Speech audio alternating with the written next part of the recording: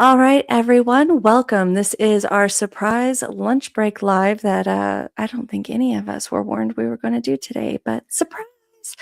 I have here with me Evan with Super Shred Me. And if you're not following his page, go check it out. We're going to get into the weeds on a little bit of what he has been going on. So, Evan, welcome. Nice to meet you. And yeah, how are you today, man? Thank you. It's nice to meet you too. I'm doing great. It's 6 a.m. over here in Hawaii, so we Nice. just got this all set up, and yeah, I'm really excited to share what we've been getting going on over here. Awesome. So, I was actually shared your account from a close friend of ours, and he was like, "Look, go check this guy out." And I went over and I noticed you are on quite an interesting journey on your Instagram page that I have seen so far. Tell me a little bit about what you're doing and what are your goals with this? What have you got behind the scenes going on? Yeah, so everybody remembers the Super Size Me movie, right? Where the guy Yeah. decided to eat nothing but McDonald's for 30 days to try and prove a point about how Yes. unhealthy it is, which obviously we know most of the food there is unhealthy. But I thought, I've been following these carnivore guys like Sean Baker and Sam Mahul for the last couple years and been slowly moving more and more that direction of eating mostly, meat and some dairy and stuff like that. And eventually I said, you know what, I want to do a full on carnivore. So I did the full carnivore for 40 days at the beginning of the year, and it healed my gut. It made me feel amazing. And when I went back to eating some normal foods, for the first time in 10 to 15 years, I was able to eat like gluten and sugar and stuff. So, of course, I went a little overboard eating those things that I hadn't eaten in a while. And I gained a pretty good amount of weight over the last 4 or 5 months doing that. So then I said, okay, I'm gonna go do the carnivore diet again to lose that weight. It was so easy. It was the first time in my life I ever tried doing a calorie deficit and didn't feel any hunger at all. Like normally I It's have wild, a isn't it? yeah, it's wild. I usually have an insatiable appetite. Luckily, I'm very active, so it doesn't usually matter much, but being able to eat gluten and stuff again for the first time, it definitely, I don't know, my gut seemed to be working so well. It was almost like I was able to absorb everything better. Anyway, so I'm about to do the carnivore again, and I think I had watched Super Size Me recently. I had also seen a post from, I think it was Sama, about like how McDonald's uses only 100% beef, no seed oil, so in a pinch you can just eat those patties. And I said, "What? That can't be right," you know? So I looked it up, and sure enough, every credible source I could find, it's like 100% beef, no fillers, no seed oil, nothing. So if you just go there and ask for just the patties, I usually just get the quarter pound patties. It's a crazy good deal too. It's like $1.69 for a quarter pound. And in Hawaii, it's like cheaper than you can buy the beef at the grocery store. Right. So then I put the two together. I'm like, what if I did only McDonald's and only meat and just see how it goes? So super shred me instead of super size me. And Nice. today's day 30 of eating nothing but McDonald's carnivore style. So I have to ask, okay, because I know everybody's going to have this very controversial perspective, which I'm sure you have already been inundated with on the comments. So, of course, it's like, well, but it's still McDonald's. And how exactly are you feeling? Because that's something that is a telltale sign. I mean, we experience our food and once you eliminate kind of all the BS, you really know how much something affects you. So how is it like when you eat McDonald's, how do you feel afterwards? Like an hour, 2 hours? So like are there any pros, any cons that you're experiencing aside from the carnivore effect, but just the fact that it's McDonald's alone? Um, I don't, it feels fine. I can Yeah. eat as much or as little as I want. with no hunger, and if I eat till I'm absolutely full, I'll feel, full, but not like that bloated, when you do mix with carbs and stuff, it's like your body can only really digest one thing at a time, I think, either carbs or fats. So once Yeah. you're going more carnivore, you can eat these big, heavier meals that don't feel as heavy. But as far as the McDonald's, like, I don't think there's really any difference between beef and bacon from McDonald's and anywhere else. So it is really funny if you read my comment sections how I mean, the wildest one, I thought, people would just assume there was fillers and seed oils. That's what I thought until I learned Right. there wasn't. The funniest one is people have this idea that there's like 2% human meat in McDonald's, and that was just the That's funniest just thing I've right. ever heard. Because I mean, what a conspiracy, right? If they were hiding something like that. It seems like complete nonsense, but it's like half of the comments in my posts. So I always get a kick out of those guys. They don't have any proof. They're just talking about viral memes that went online. And I Right. found the one study that like some of them cited the viral memes.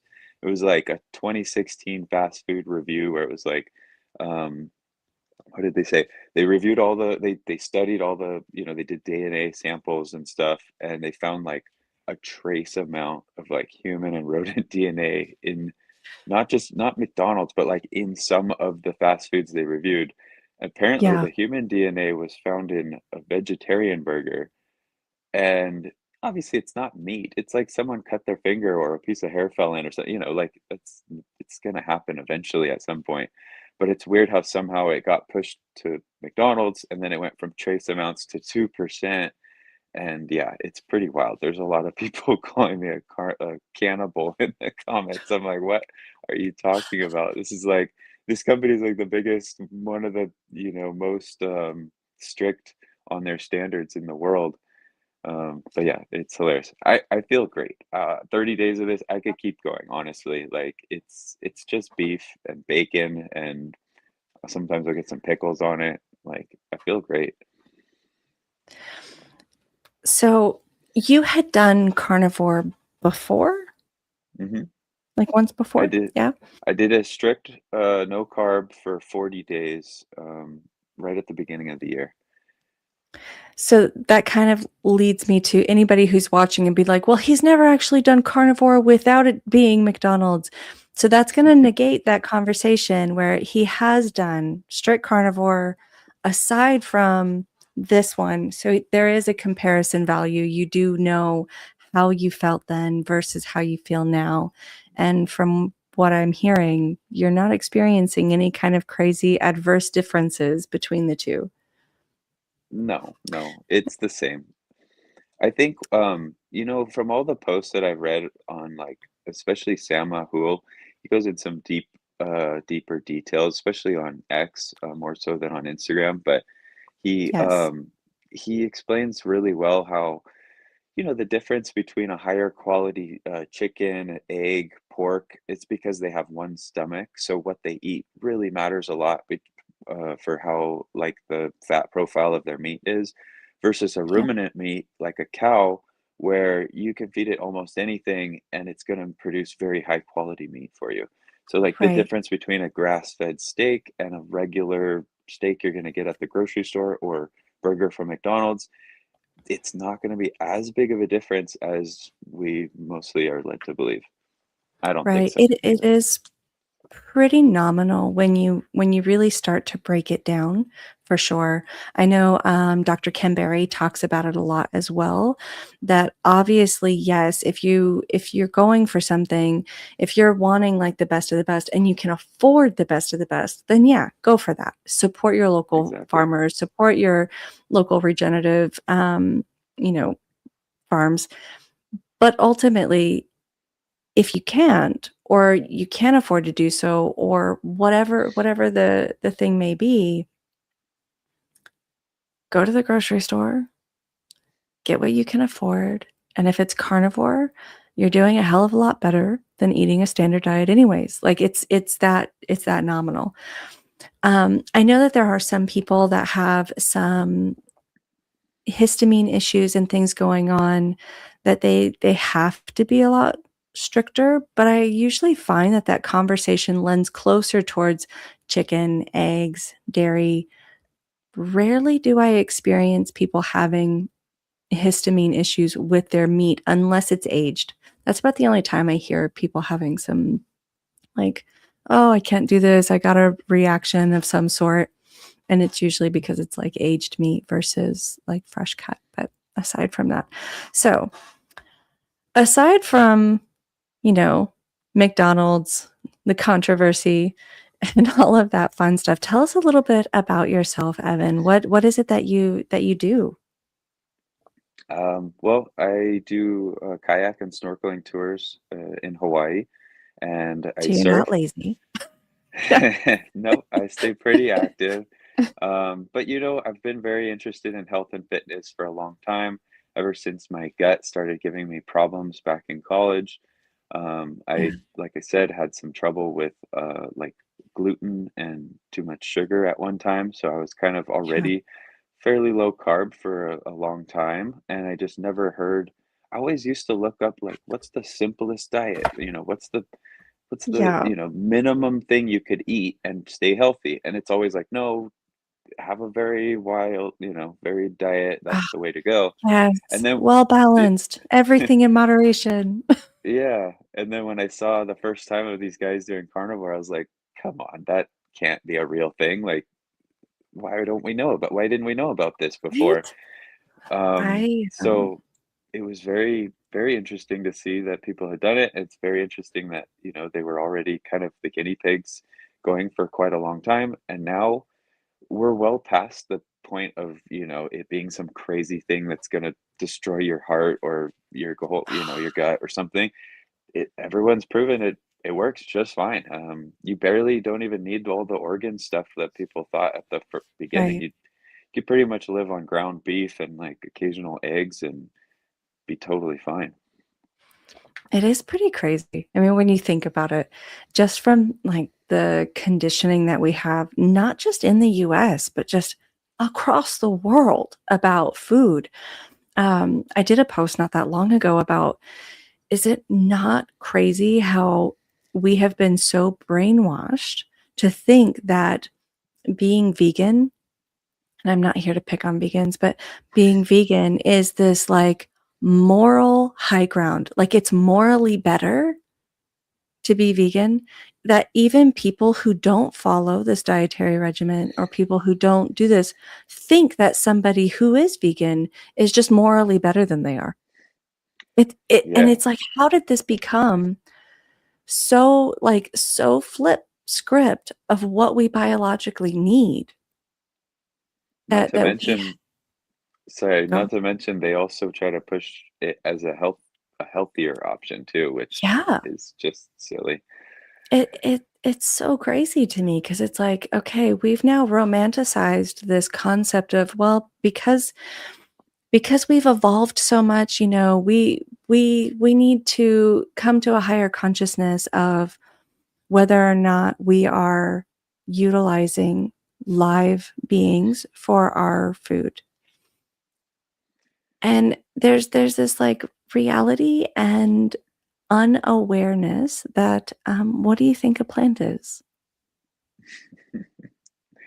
It is a living organism. Yeah. Death is And death, no matter which way you look at it. I completely understand the point of view. My wife was a former vegetarian, and while we were dating, I would try like eating as much vegetarian as I could around her to kind of respect her beliefs. Right. And ultimately, the more I tried to eat vegetarian, and at one point even vegan, I watched Game Changers, and it was, tried vegan for like a month at one point, and I was like, I feel horrible. Like if I'm working Mhm. out every other day and I'm getting weaker every session. And I started doing more research on it and I said, oh wow, everyone's different. Some people have genes that can extract certain vitamins out of plants better, like 50% better than other people. There's so many little individual differences. And then Yeah. the more I looked into it, the more I said, Now, here's a really good reason why if you wanted to do grass-fed, I think it's maybe 5 to 10% like more nutritious. Okay, we talked about that. If you have the money to do it, yeah, of course, go for it. But I think for one side of it, if you want to be a vegan and harm the fewest animals possible, you can eat grass-fed beef and you will probably be killing fewer animals than like Yeah. tofu, you know? I mean, unless you grew the Yeah. tofu yourself, you're pretty much going to have to kill a bunch of bugs, rodents, Mhm. things like that. And I don't know if one cow versus 10 rodent, like where do you draw the Well, line, you know? and it's not just that aspect either. It's also the part where the industrial farming, and this lends towards animal agriculture as well. So I'm not saying like it doesn't it's not on our side. I'm saying any kind of industrial aspect harms more than just the animals that it kills in the fields, right? Mhm. You're now looking at all of that pollution. You're looking at all of that water runoff. You're looking at all of the loss of water sequestration and carbon sequestration in the soil. And that is damaging not just momentarily the field animals that are dying, but that's damaging the earth and the planet for every human being, whether it's farming agriculture for plant material or it's farming agricultural based off of farm animals, right? Either one. There's this like lack of knowledge for people in the vegan community, which I was vegan. I was born vegan. I was conceived as a vegan. Um, that's a whole history. So I have room to talk, people. Mhm. Um, that it's not put in their dialogue of understanding that these industries equally harm. Well, just because it's not a cow, a chicken, whatever on your plate does not mean you are saving the planet. And Yeah. that's the sad, sad truth to that. Um, I don't know. Go ahead. You have something else to say? Because Yeah, so I forgot to get to what you were saying, what's my goal with all this? And yeah, for over 10 years, I've been very active, right? Surfing and doing guiding tours and things like that. I like to work out. I like to, figure out what's the best workout routine what ends up happening is I'll work out really hard for a while and then I'll kind of fall off it for a while. And, a lot of guys want to get that six pack going and I've tried off and on for years, and I couldn't quite get it consistent enough. I think partly because like surfing and my tours, it's kind of like y- y- very variable. So sometimes I have plenty of time off, plenty of time to work out hard, and other times I'll be just completely exhausted and I won't work out at all. And and then the six pack was always so elusive. You might go kind of diet for like a couple weeks and do some calorie restriction. You're just starving the whole time. And then finally you see that six pack coming out and you're like, yes, I finally did it. And then it's gone like the next day. So one of the things that I found the most interesting when I did my first 40 days of carnivore was just that I just didn't feel hungry at all on a pretty big calorie deficit. And so that was something that really stood out to me because of how hungry I felt the other times I've tried to do yeah, it and how easy it is to give up because you feel so hungry. So by not feeling hungry, you can keep at that calorie deficit for a much longer period of time, much more easily. Um, and so I think a lot of people out there, not only guys who are maybe in a similar situation as me, where they're just, fairly strong, but just kind of right on the edge of not quite getting what they want, but also people all the way on the other side who've never work out, maybe go to McDonald's fairly often, and they're very overweight, and I would like to kind of reach them and say, hey, you don't have to do this perfect grass-fed tomahawk steak right. carnivore diet. You could just go to McDonald's with your friends and your family and just order it the way I've been ordering it, like just the patty a la carte.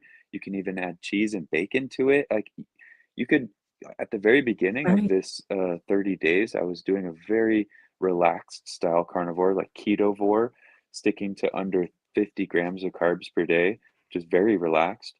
Um, and I think that might be one of the angles I really want to push the most because I love it. I feel great on it. I still get that feeling very full phenomenon from it.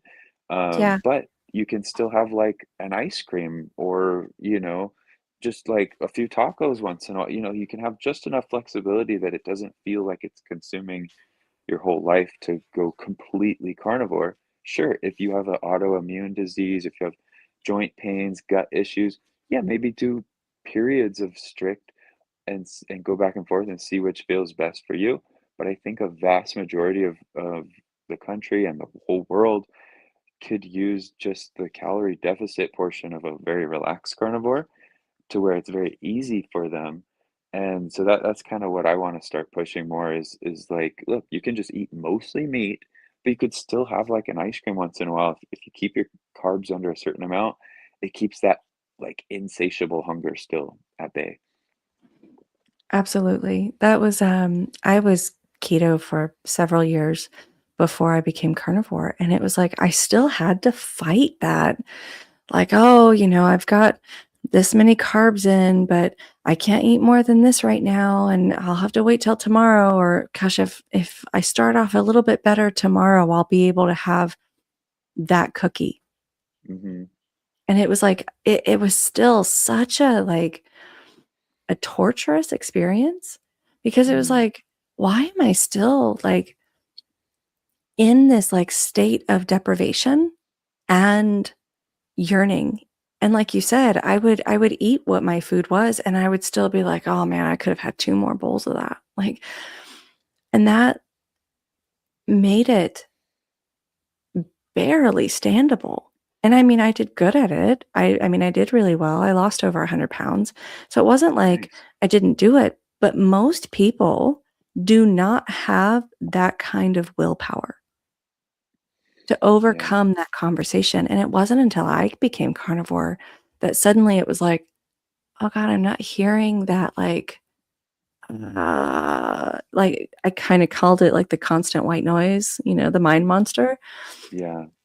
like, nagging at you all the time." And that was a huge aha moment for me beyond, like, the health stuff aspect for me, but just going, "Holy crap, I can walk by when somebody has donuts, and I don't even care that they're there."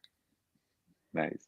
Like, my brain goes, "Oh, yeah, I bet that probably is good," but I don't care.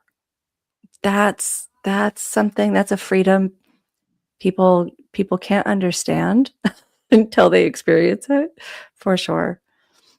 Yeah, it's like a drug. I Mhm. think people should equate food and obesity more to drugs and addiction than, we make up all kinds of other reasons for it, but I think at the end of the day, that's what it is. It's like food has become so overpowering to our brain.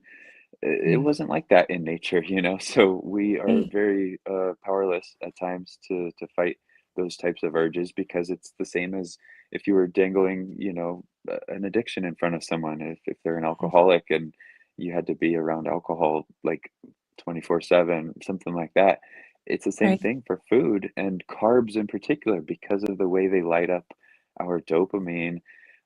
So yeah, and starches in particular. You said cookies.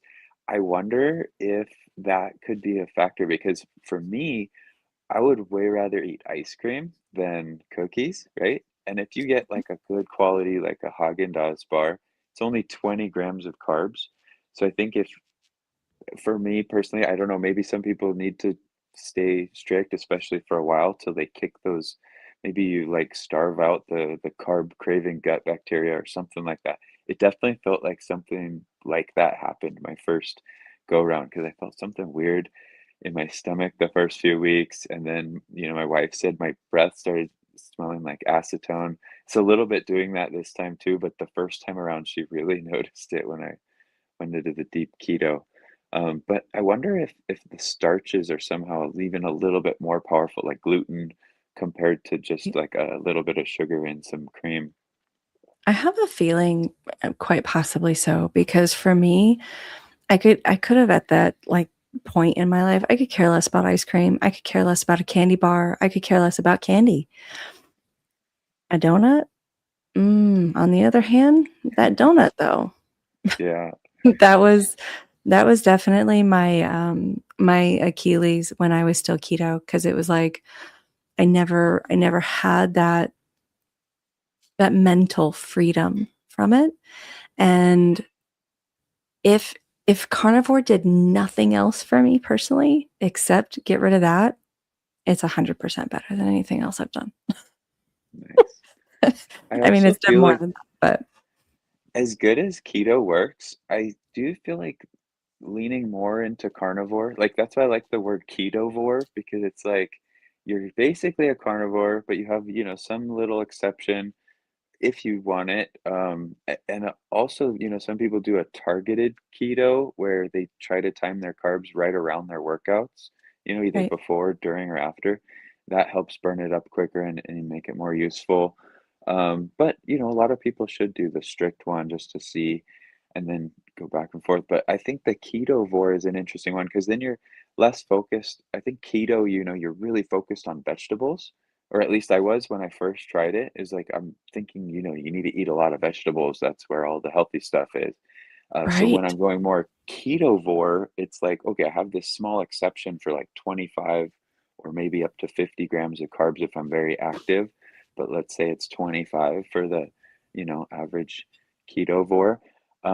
You're actually just a carnivore with one little treat, and that's it. And like you said, if that's enough to bring back the cravings, then maybe not a good idea. But I right, feel like if you fill up, if you're so full on like beef and eggs that you have one little treat and it actually makes you feel maybe even a little better and not craving a bunch more, that could be the sweet spot right there. right. I think a big portion adds to it too is how active are you as well? Hmm. Like, I think that definitely helps to play a factor. Um, One of the really disheartening things I experience, not me personally, but watching people with, say, like on Ozempic and stuff like that, where it's like they're not being educated on the parameters that they need to do in addition to the fact that they're utilizing this medication, which I'm not a fan of. I'm not going to bash anybody who chooses that route. Everybody has their own path. It's not for me, but the medical practitioners are not telling them, often than not, some are telling them, hey, physical exercise has to be mandatory. Your food dietary needs need to shift. You can't continue the same process and just use this as a non-hunger stimulant. Like that's not Yeah. beneficial. Yeah. And I think that's the same thing with kind of any dietary regimen, that if you're not actually getting the nutrients, you're not leaning on it. If you're not actually working out, your body's not using anything more than what it needs to. I think that plays a big factor as well. Um, what? Yeah, because then people are losing weight. A lot of people like to say the word weight instead of fat. We want to lose Yeah, fat. We don't want to lose all weight. Um, if you're on Ozempic, you're not working out and you're not hitting your protein goals, then a lot of that weight could be muscle, which mhm, is not what we want to do. It takes a lot longer to build muscle than it does to lose fat. A lot yeah, of people get this mixed up, but it takes, years to build muscle. It takes months to lose fat if you're doing it correctly. I right. lost, let's see, at my biggest, about 2 months ago, I was 195 and right now, today, I'm down to 172.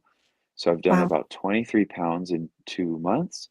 And a lot of people are aware that when you go carnivore, low carb or zero carb, you do lose some water weight. So, maybe 8 to 10 pounds of that, probably like water weight.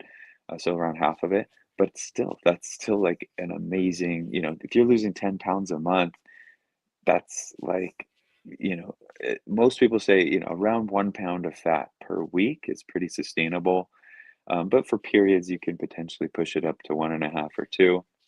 Anyways, I think I thought that I would get to, like, almost a six-pack by the end of this goal.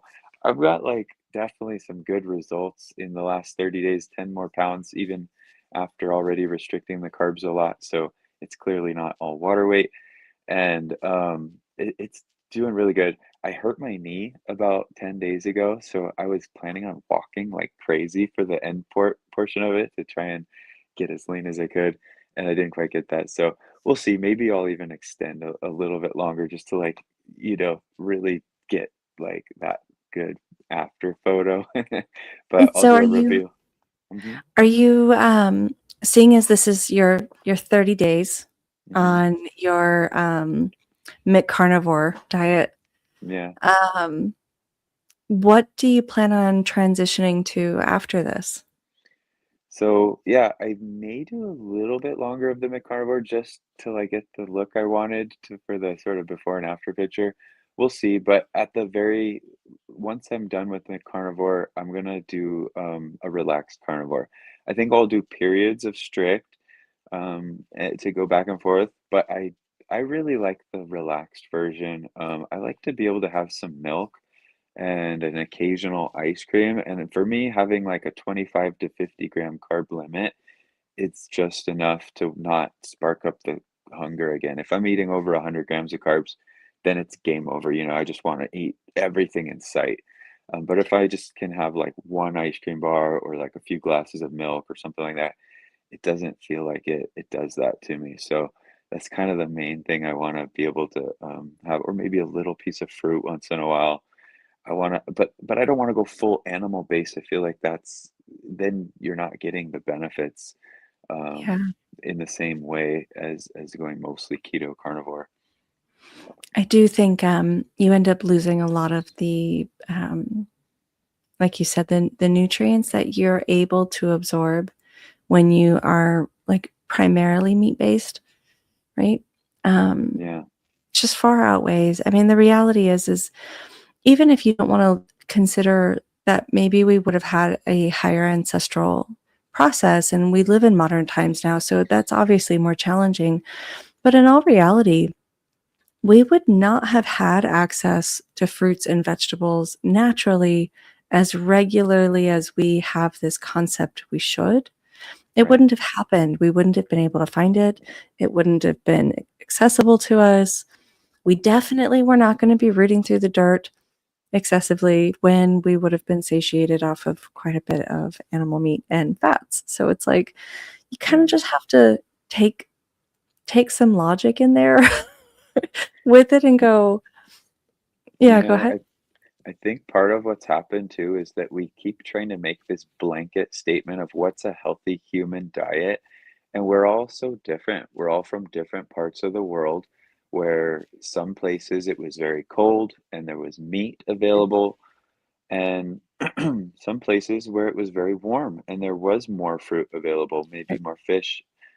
People in sort of tropical climates were probably eating a lot of fruit, a lot of fish, and people in northern, higher altitude and northern climates we're probably eating more meat. So I think our guts digest, and then also, some people moved more into farming cultures, and some stayed more with the hunting gathering for longer periods of time. So I do think there's a possibility that some people will feel much better on like a whole food diet with fruit and veg, everything, obviously, because a lot of people do get success from that.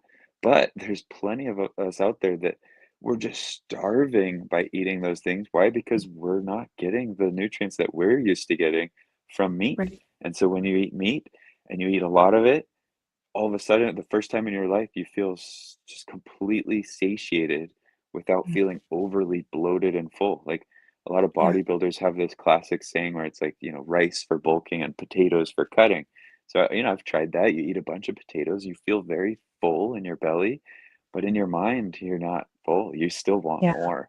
And Um, so it doesn't really matter what your stomach feels like. Whereas with meat, I could eat like 2 pounds of meat, and then I just won't feel hungry till 24 hours later. So are you primarily OMAD? Uh, that One just meal a started day? that just started happening naturally after about, I don't know, maybe 20 days or so.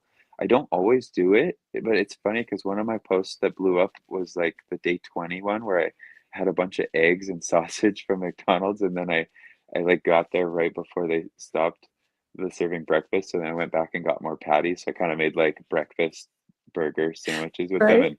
and that post really blew up. But that day I just happened to not eat till the day before, and then that was my only meal of the day. And so, some days I do that, but I really just try to listen to my body. If I'm hungry, I eat. And if I'm not hungry, I wait until I'm hungry enough to go and have a meal. And I think, as much as the McDonald's thing is kind of a funny uh, like joke of the Super Size Me movie, it's also a unique thing where you're not snacking at home. Even if I was a Yeah. carnivore, I would have carnivore foods at home, so you could still be snacking whenever you want. Whereas now, I got to at least like drive to McDonald's, and so I'm not going to just go like 3 times a day. So I was trying to go around 1 or 2 times a day, and occasionally bring back some leftovers and then like air fry it. But then I don't know, something about the cold leftovers, it just looks so sad and, like, so then I just started saying, "Hey, why even bother bringing it home? I'll just eat it all now," and then I just wasn't hungry till the next day, so it just kinda happened naturally, but sometimes I still do 2 a day. I think, I think for a lot of men particularly that ends up being a fairly common, not the McDonald's part, but the OMAD perspective ends up being a fairly common, situation that is possible for them. I think, women tend to lean closer into like a 2 MAD, at least 2 meals a day on average. Mhm. Um, for me personally, there's just no way in hell I'm gonna get that much food in one sitting. Like, it just won't fit. Yeah. So, but I do hear from all of the different people that I've spoken with or been fortunate to be in conversation with that it seems to be, men seem to be able to lean closer towards an OMAD style way of eating, more frequently than I see with women, which is pretty interesting when you think about it. And which would make sense if they were potentially the ones doing most of the hunting, they wouldn't be home, whatever home is, right? Right.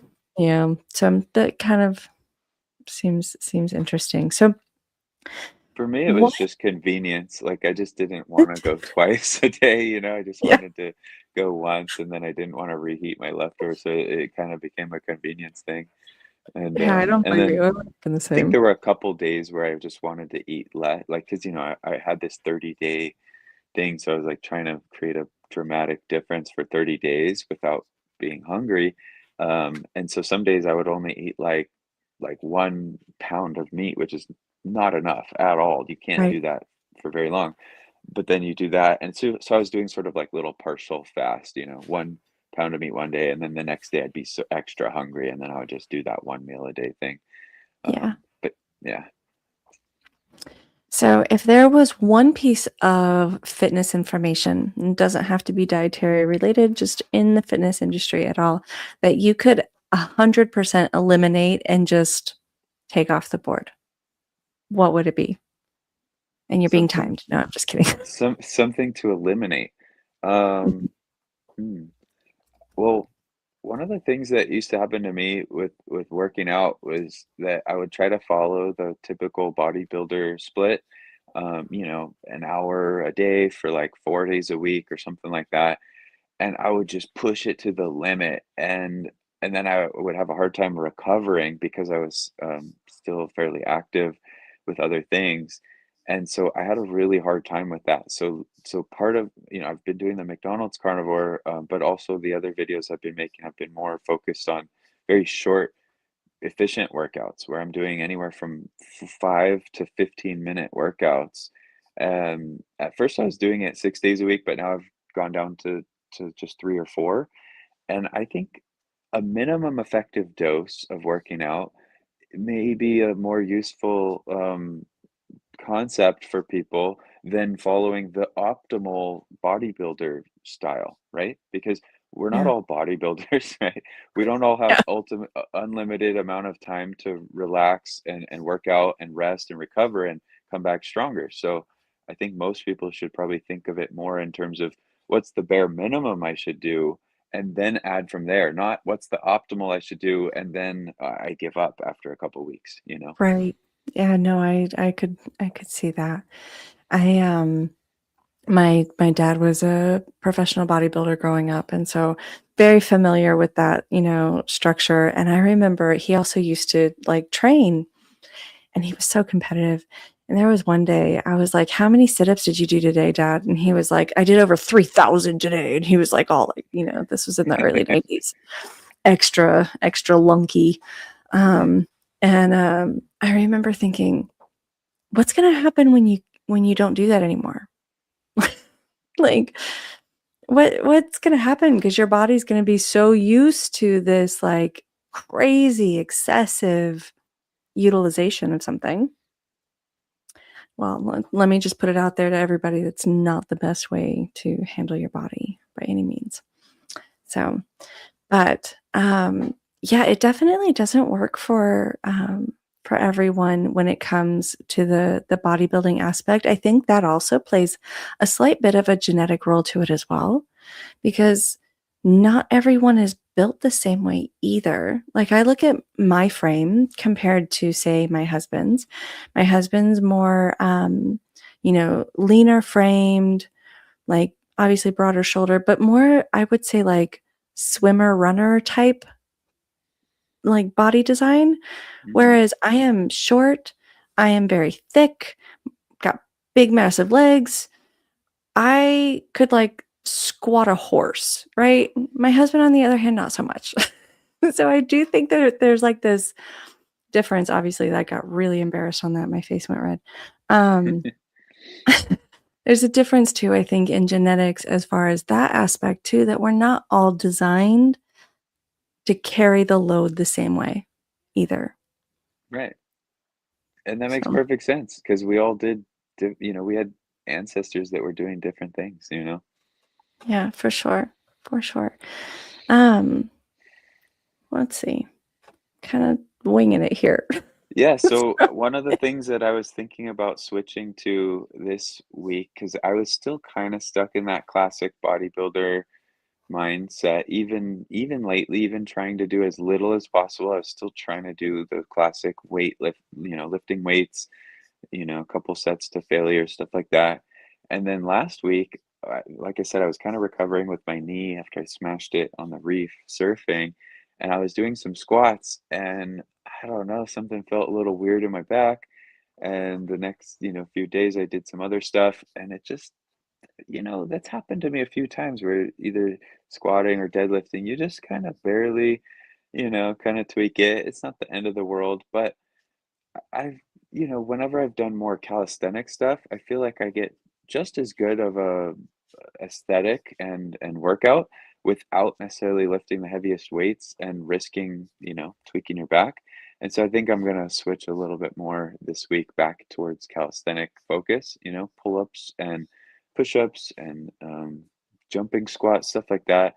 I really like that stuff, and I think also for people at home who may not have a bunch of workout equipment, it's Mm, something you can do. It's very easy to adjust the exercise to your ability level, right? Like for push-ups, for example, you can start with your knees, or you can start with like the back of a couch for your hands, and eventually you work your way the other way around, where you're putting your feet up on the couch and your hands are on the ground. You can adjust it right. very easily to the weight you can do, and you can just do that 2 or 3 times a week. Couple of like I really like the box squat where you like sit down and then stand up rather than just air squats where I don't know, some people have different femur lengths and ankle mobilities. You feel kind of Right. awkward at the bottom of the squat. But I think, everyone could just like sit on their couch and really like engage their core and their legs and kind of just do their squats right off their couch. Like sit down, stand up kind of explosively and sit back down and you could get a nice workout just like that. Eventually, if that's too easy, do kind of more 1 foot at a time or kind of jump a little bit, something like that. So I think I'm gonna tailor it a little bit kind of like that because I'd really like to tap into that audience of, middle America or just the average person out there in the world that's, maybe like mid 50s and overweight. And, I've had a few people reaching out to me already, truckers and stuff. They're like, hey, this is really inspiring what you're doing. I tried carnivore before, but I couldn't stick to it. But the way you're doing it with the McDonald's, like that's relatable to me. I can stop at a truck stop and I can grab some burger patties. And it's Right. actually there, they reach back out, they say, hey, this is working already. He's already doing the 1 meal a day because it just feels Yeah. natural. He was doing, like, been eating, like, however much meat I want around 4 o'clock, and just don't even feel hungry till the next day. It's not like you're trying to make it to the next day, you just don't even feel hungry till then. So I'd really like to reach in to that, audience of people that probably need it the most, the people who are not interested in fitness or health. Hopefully I can show them like something entertaining. We're actually I've been documenting this whole 30-day McDonald's things for a documentary because it's not just the Instagram reels. I wanted Right. to get comfortable on camera so that I could make a better movie.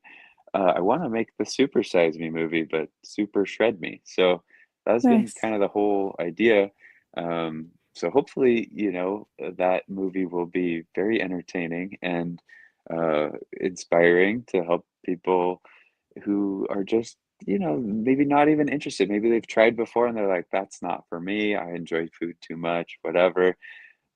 Maybe a relaxed style is the way to lose weight without hunger, and very quick, easy body weight workouts you can do from home. Um, just so you can just kind of get the ball rolling. Walking too. That's I Yeah. think your last podcast with Sean Baker, it was really funny where he said, can you still hear me? Yeah. My Yeah. headphone just died. One of my headphones just died.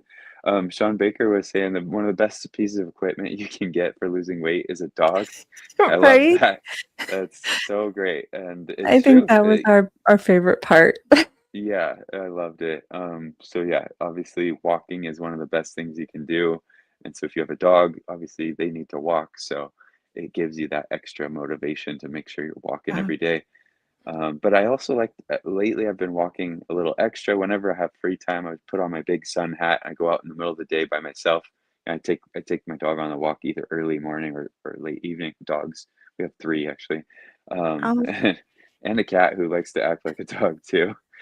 Um, but yeah, when I want to get some extra walking in, think about it. If you're just gonna be sitting around scrolling your phone or something anyway, why not just go for a walk? And yeah. you can scroll while you're walking, but what I find is that I don't. You just start getting immersed in nature in the neighborhood, and you can check some stuff out if you want. But it's nice because it's engaging enough the walk that you sort of just get distracted back away from your phone. So.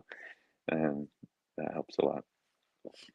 That is one thing that is, I think, so astonishing. It's so simple, and it's like, just get up and walk.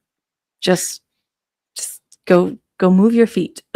That's it. Yeah, I mean, obviously, if you can progress past that, that's awesome. But if you're gonna do nothing else, go walk.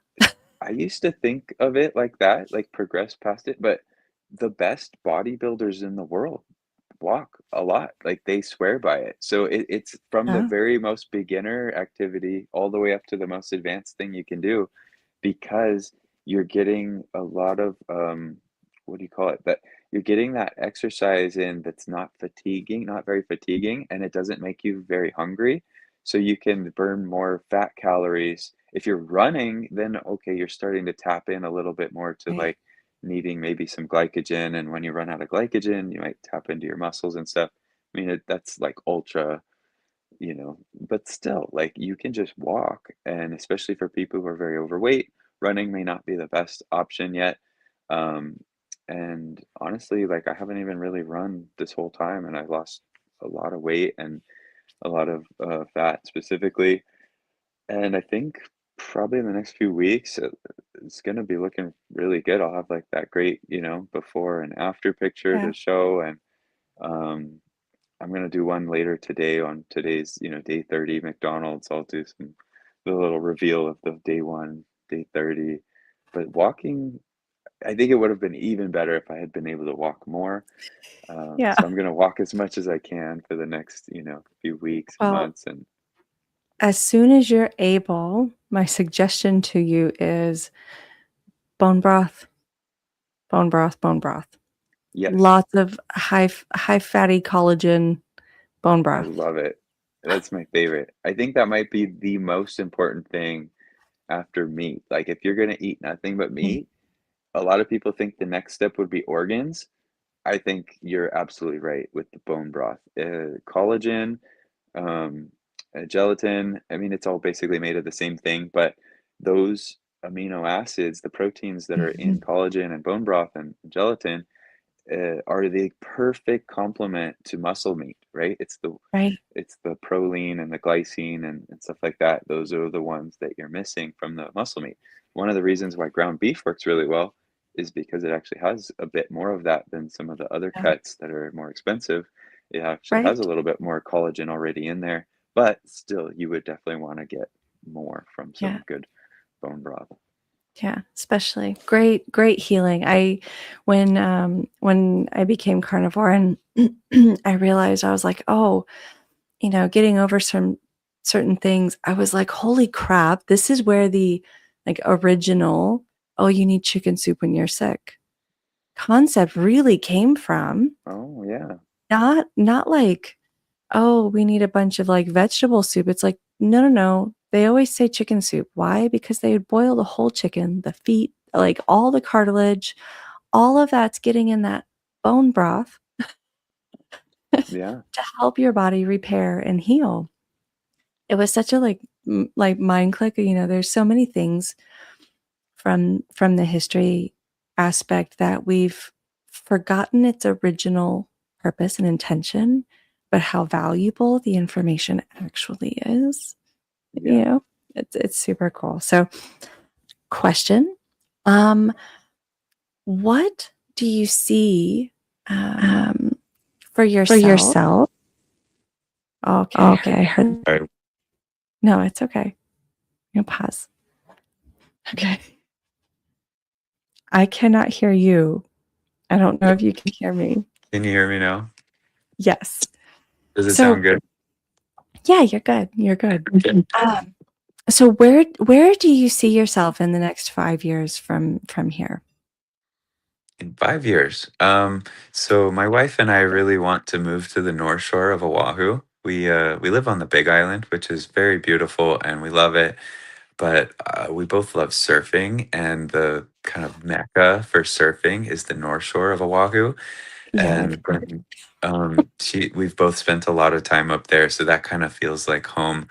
And so eventually we'll be moving over there. So I would love to be over there. And I used to think, when people say, "Oh, your dream job," I've already got an amazing job taking people kayaking. I think you can yeah. kind of see them in the back there. But at the end of the day, if I had enough money that I never had to work again, Mhm. I think one of the thing I would continue to do would be to do like health and fitness advice, because I feel like that's one of the things that I'm fairly passionate about, and I would like to share with other people, especially in a slightly unique way that maybe the guys who are even more advanced and knowledgeable than me, they're very focused on, helping someone maybe like me who's already pretty knows what they're doing. I would like to go a step further and help that person, that really needs it, that really has like hundreds of pounds to lose. And I would like to help those people out, because if I had enough money, I didn't have to work at all. That would feel very rewarding to share that knowledge with those people. Yeah, absolutely. Absolutely. Um, One thing, somebody says you look like Paul Walker. There's that. Thank you. Thank you. That's one of my favorite. I was like, okay, yeah, I could see that. Um, I'm trying to make sure I'm not missing any questions over here on the Instagram side of life.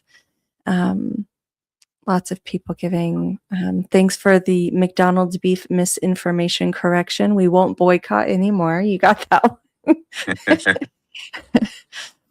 um, Other than all of that, if there was one thing that you could leave the audience with today, one tip of advice, one anything, what would it be? I think the most important thing that boils down to what we've been talking about is fill up on meat first, and then, you know, and then you See just what won't be hungry.